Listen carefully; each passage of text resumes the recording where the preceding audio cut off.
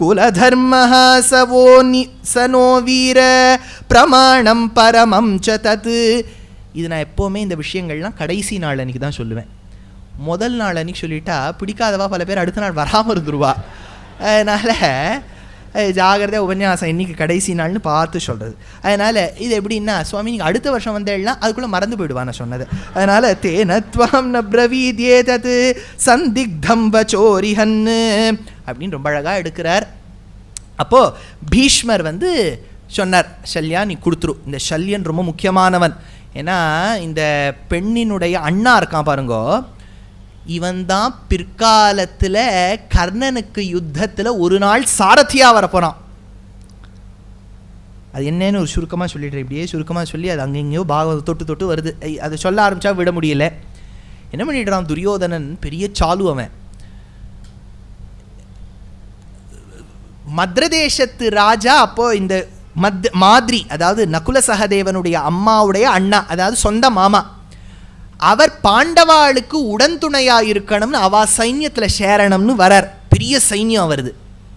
அதனால் என்ன பண்ணிடுறான் துரியோதனன், போகிற வழியில் அவர் வர வழியில் அன்னதான பந்தல் அப்படின்னு ஒரு பந்தலை போட்டு வைக்கிறான். அன்னதான பந்தல் அப்படின்னு போட்டு வைக்கிறான். தன்னுடைய முகத்தை மறைச்சிக்கிறான். இப்படி மறைச்சிக்கிறான்.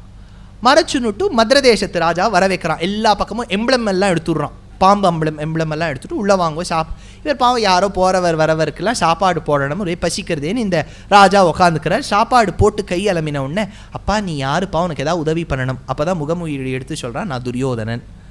ஷார்ட்டாச்சு. இப்போ ஷார்ட்டத்துக்கு அவர் ஏதாவது கூலி கொடுக்கணும். அப்போ அவன் துரியோதனன் சொல்கிறான், எங்கள் பக்கத்தில் இருந்து நீ சண்டை போடணும். அப்போ ஷல்யன் சொல்கிறான், நீ சொன்ன கண்டிஷனுக்கு நான் ஒத்துக்கிறேன், ஆனால் ஒரு கண்டிஷன், ஒரு நாள் தான் நான் போடுவேன். எவ்வளோ நாள் நடக்க போகிறதுன்னு அப்போ தெரியாதே, 18 நாளா 20 நாளா 1 வருஷமானு தெரியாதே. அதனால் என்ன ஆகுது, பீஷ்மர் படுத்த படுக்கை ஆன உடனே துரோணர் படுத்த படுக்கை ஆகிடுறார், போயிடுறார். துரோணர் பரம பதிச்ச உடனே கர்ணன் வந்துடுறான். கர்ணன் வரும்போது என்ன ஆகுது, அவனுடைய டிரைவர் கேஷுவல் லீவ் போட்டு விட்றான்.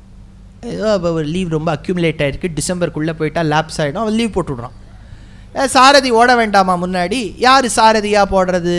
அப்போ தான் அதுதான் நீங்கள் கர்ணனை கவனிக்கணும். கர்ணன் ரொம்ப பொறாம பிடிச்சவன். அர்ஜுனன் என்ன பண்ணுறான்னு அப்படியே காப்பி பண்ணுவான். அர்ஜுனன் ஏதாவது பண்ணால் காப்பி. அர்ஜுனன் போய் திவ்யாஸ்திரங்களை இந்திரன் கிட்டேன்னு வாங்கினா இவன் பரசுராமர் கிட்ட போவான். ஏதாவது ஒன்று மாற்றி அவன் பண்ணால் டிட் ஃபார் டேட். அவன் என்ன பண்ணுறானோ அதையே ஃபாலோ பண்ண வேண்டியது, காப்பி பண்ண வேண்டியது. அர்ஜுனனுக்கு சாரதி ஒரு ராஜா கிருஷ்ணர், எனக்கும் ஒரு சாரதி ராஜாவாக இருக்கணும்னு துரியோதனன் கிட்ட ரூல் போட்டுடுறான். துரியோதனன் தான் ஹியூமன் ரிசோர்ஸஸ் டிபார்ட்மெண்ட், அவன் தான் ஆர்கனைஸ் பண்ணணும் மனுஷாட். உடனே ஷல்யன் கிட்ட போய் சொல்கிறான், ஷல்யா நீ ஒரு நாள் உதவி பண்ணுறேன்னு இல்லை, நீ சண்டை கூட போட வேண்டாம்ப்பா, என்னுடைய கர்ணனுக்கு சாரதியாப்போ. ராஜாவை பார்த்து சாரதியாப்போன்னு சொல்கிறியோ, உனக்கு எத்தனை கொழுப்பு அப்படிங்கிறான் ஷல்யன். அதுக்கு துரியோதனன் ஒரு கதை சொல்கிறான், மகாபாரதத்தில் இது இருக்குது. திரிபுர சம்ஹாரம் கேள்விப்பட்டிருக்கியா ஷல்யா அப்படின்னு கேட்குறான் துரியோதனன். இல்லையேன்னார். அப்போ தான் 3 அசுரர்கள் இருந்தால் 3 அசுரர்களை கொல்றதுக்காக சிவபெருமான் பூமியையே ரதமாக்கி சந்திரசூரியனை சக்கரங்களாக்கி 4 வேதங்களை குதிரையாக்கி பிரம்மாவை சாரதி ஆக்கினார். திரிபுராந்தகாய காலாக்னிகாலாய நீலகண்டாய மிருத்யுஞ்சயாய சதா சிவாய. ஸ்ரீருத்ரன் சொல்கிறதுக்கு முன்னாடி ஒரு தியான ஸ்லோகம் சொல்லிட்டு ஆரம்பிக்கும், திரிபுராந்தகாய அப்படின்னு இருக்கு இல்லையா.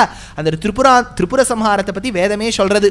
எதெல்லாம் சிவபெருமான் வச்சுட்டார்னு என்னன்னா, மேருமலையை வில்லா வச்சுட்டாராம், பாம்பை நாணா ஏற்றினாராம், பிரம்மாவை சாரதி ஆக்கிட்டாராம், சந்திரசூரியால சக்கரங்களாக்கினாராம், பூமியை ரதமாக்கிட்டாராம். இதெல்லாம் பண்ணி முடிக்கிறதுக்குள்ள டயர்ட் ஆயிடுது.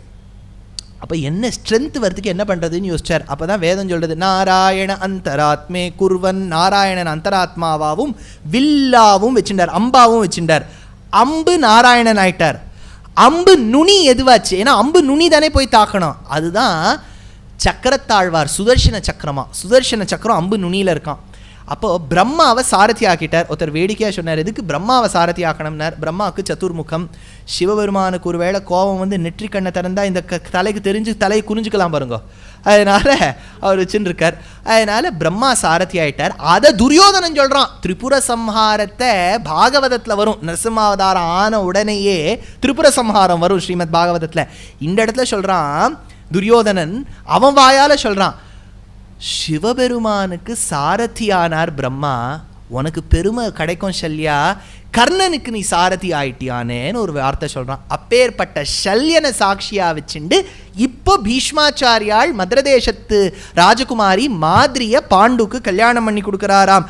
சதாம் மாதிரி முபாதாய பீஷ்மஹா சாகரகா சுதா. என்ன அழகான வார்த்தை பாருங்கோ. பீஷ்மரை சொல்லும்போது சாகரகா சுதா, சாகரம் கடல், சாகரகா எது சாகரத்தை நோக்கி போறதோ கங்கை, சாகரகா சுதா அவனுடைய அந்த சாகரகாவா இருக்கக்கூடிய கங்கையின் பிள்ளை பெருமாள்னு சொல்றார் ஆழ்வார். ஆனால் பெருமாள்னு சொல்லலை, பையுடை நாக பகை கொடியானுக்கு பல்லாண்டு கூறுவினேனர். பெருமாளுக்கு பல்லாண்டுன்னு சொல்லலை, பையுடை நாக பகை கொடியான். பை உடை நாகம், நாகத்துக்கு விஷப்பைன்னு ஒன்று இருக்கும், பை உடையது நாகம், அதுக்கு பகை யாரு? கருடன். கொடியான், கருட கொடியான் யாரு? பெருமாள். இப்போ பெருமாள்னு சொல்லலை, பையுடை நாக பகை கொடியானுக்கு பல்லாண்டு கூறுவனே. ஒரு வாட்டி பராசர பட்டருங்கிற ஆச்சாரியன் ராமானுஜர் காலத்தில் இருக்கும்போது அவருக்கு எப்போவுமே ஸ்ரீரங்கத்தில் ரங்கநாயகி தாயார் சன்னதிக்கு தான் போவார், பெருமாள் சன்னதிக்கே போக மாட்டார். பெருமாளுக்கு ரொம்ப வருத்தம். ஒரு நாள் பட்டரை கூப்பிட்டு கேட்டாராம், பட்டரே அவ யார் உனக்கு? எனக்கு அம்மா அப்படின்னார் பட்டர். ரங்கநாயகி தாயார் தான் எனக்கு அம்மா. நான் யாரு? எங்கள் அம்மாவுடைய ஆத்துக்காரர் அப்படின்னார். அப்பான்னு சொல்லலை, அவன் மூலமாக எனக்கு சம்பந்தம்னார். நீ எங்கள் அம்மாவுடைய ஆத்துக்காரராக இருக்கிறபடியால் நான் உன் சன்னதிக்கு வரேன், என்னுடைய அப்பாங்கிறதுனால இல்லை, எங்கள் அம்மாவுக்கு ஆத்துக்காரர் நீ, அதனால் வந்தேன்னார். அந்த மாதிரி இப்படி சுற்றி வளைச்சி சொல்கிறார். அதனால் ஆஜகாம புரீம் தீமன் பிரவிஷ்டோ கஜசாஹ்வயம் கூட்டுன்னு வந்தார் தேசத்துக்கு. அப்போ தான் இதை வர்ணிக்கிறார் பாரத சம்பூவில். சம்பு பாரதம் எப்படி ராமாயண சம்பு போஜராஜா எழுதியிருக்காரோ, அனவபட்டர் வந்து சம்பு பாரதம்னு எழுதியிருக்கார். அதில் வர்ணிக்கிறார், ஒரு மூங்கில் குச்சியை வச்சா அதுலேருந்து முத்து பிறக்கும். மூங்கில்லேருந்து வாஸ்தவமாக முத்து வராது. அது மரபு என்னன்னா, எப்போவுமே bamboo trees once in 12 years have the ability to lay rice. Bamboo ரைஸ்னு சைனாவில் சாப்பிடுவா. அந்த ரைஸ் பவழம் முத்து மாதிரி தானே இருக்குது, அதனால் அதுக்கு முத்துன்னு சொல்லுவாள் அந்த காலத்தில். எப்படி வந்து ஒரு மூங்கில் குச்சியிலேருந்து முத்து வருதோ அந்த மாதிரி சொல்கிறார்.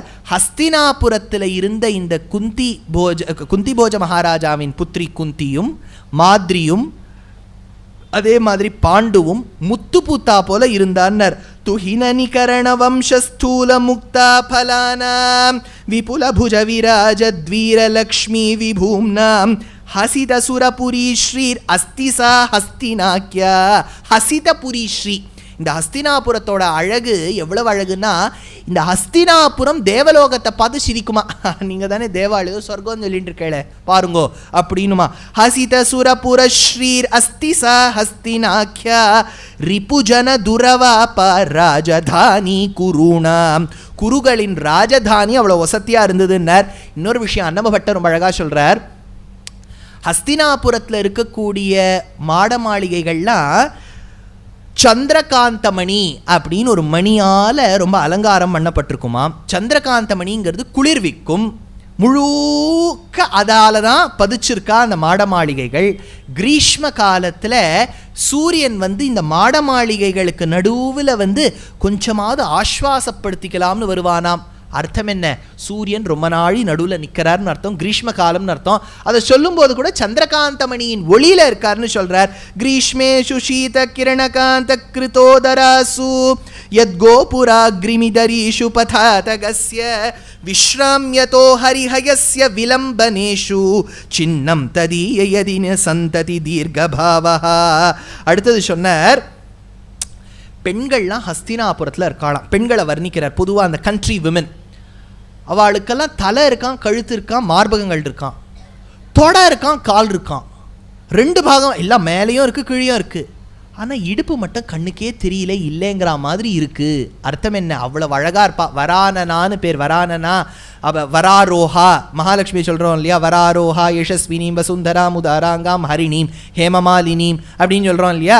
அதனால தான் வராரோஹானா ரொம்ப அழகான இடுப்பு படைத்தவள். இடை, அந்த இடைங்கிறது இவ்வளோ அழகாக ரொம்ப மூங்கில் கொடி மாதிரி இருக்குமா, முறிஞ்சுருமா வளைஞ்சுருமா உடஞ்சுருமா அந்த அளவுக்கு இருக்கான். ஆனால் ஹஸ்தினாபுரத்தில் பெண்களுக்கு இடுப்பு மட்டும் கண்ணுக்கே தெரியலேன்னார். சித்திரம் திதர்ஷ இஷுனா சொன்னார். சுவாமி உமக்கு எப்படின்னார், இடுப்பு மட்டும்தான் தெரியுது இல்லையா, அவளுக்கு இடுப்பு மட்டும் தெரியல, இப்போ அது மட்டும்தான் தெரியுது. அதனால சித்திரம் திதர்ஷயிஷுண ஜனிதஸ்ய யஸ்யாம் மத்யம் வினைவ விதினா மகிழா ஜனஸ்ய அங்கம் நிஜம் பஜகானதி யதோ யதோக ஸ்துங்கம் குச்சாத்யுபரியாதி ததோனுகூலம் அப்படின்னு ரொம்ப அழகாக எடுத்தார். மேலே சொன்னார், இந்த பாண்டு குந்தியையும் மாதிரியையும் பூமி தேவியையும் தாங்கினான் அப்படின்னார். எப்படின்னார், பகவான் எப்படி ஸ்ரீதேவி பூதேவியை கருடன் மேலே தாங்குறாரோ.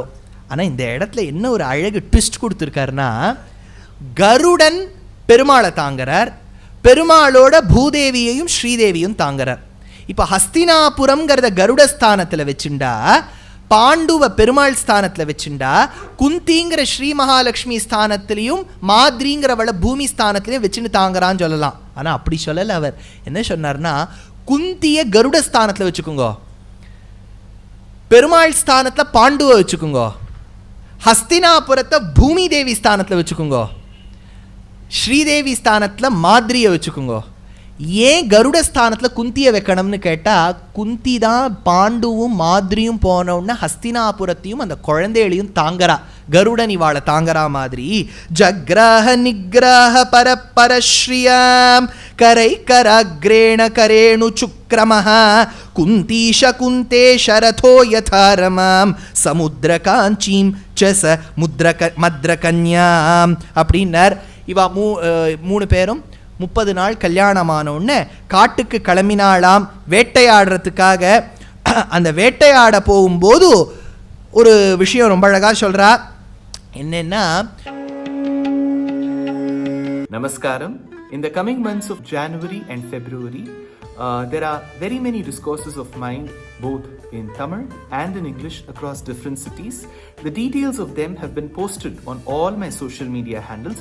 Nevertheless, once more, for your attention and for your sake, I would like to read out very quickly.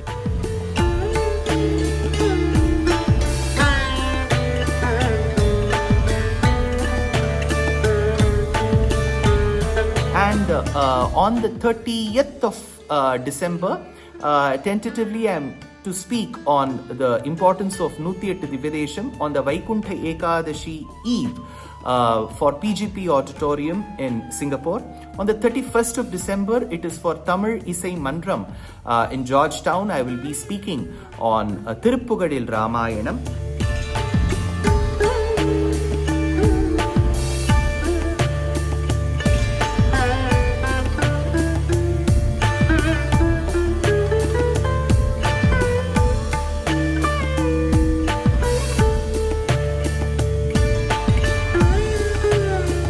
Coming to the month of January, on the 17th of Jan, I will be speaking on Narayaniyam in Wonder for Shanmukhananda in Mumbai. On the 18th of December, it is our grand production called Agre Pashyami at the very same premises.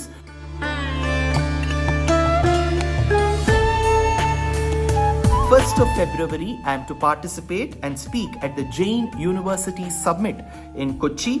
And 13th of February, it will be a special lecture for Shivaratri for Odakattur Mutt, which will be organized by Ramakrishna Bhajana Sabha.